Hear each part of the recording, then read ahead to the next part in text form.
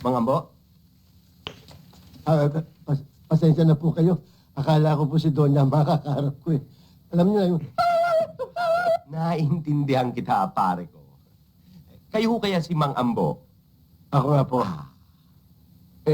Gusto ko na po sanang mag-umpisa ng pagdadrive. Ay, naku po. Pasensya na po kayo, Mang Ambo, dyan sa misis ko, no? Medyo mabilis ho kasi sa Troyan, eh. Ang totoo ho niyan, hindi naman talaga kailangan ng driver dito, ano? Kaya, pasensya na ho kayo kung nasayang ang panahon nyo. Chief, Mayor, Congressman, Senador. Sabi ho sa akin ni Donya Star, tanggap na ho ako eh. Alam nyo, Mang Ambo, ako ho ang boss dito. Kung ano ang sinabi ko, yan ang masusunod. At ang sabi ko, hindi namin kailangan ng tsuper.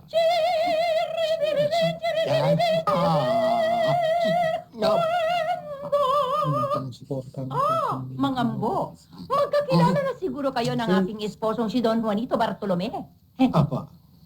Juanito! Ano yan sa tenga mo? ¿Qué es eso? Naglinis lang ako kanina, naiwan. Siguro naman nagkasundo na kayo sa mga terms. Siya ang gusto ko. Sweetheart, napag-usapan na namin ni Mang Ambo ang tungkol sa kung sino ang boss dito at sinabi ko na sa kanya na hindi natin kailangan ng tsuper. Pero sinabi ko sa iyo kagabi na kailangan ng anak natin ng driver. Pero sweetheart, malaki na si Angelo. At saka, ako ang boss dito, hindi ba? Oo, pero ako ang desisyon. Kaya Mang Ambo, tanggap ka na. Di ba? Star! Juanito! Tanggap ka na. At saka, talaga namang kailangan namin ng driver para sa anak namin. Salamat po.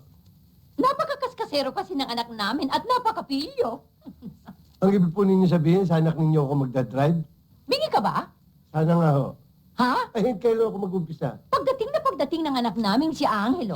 Angelo,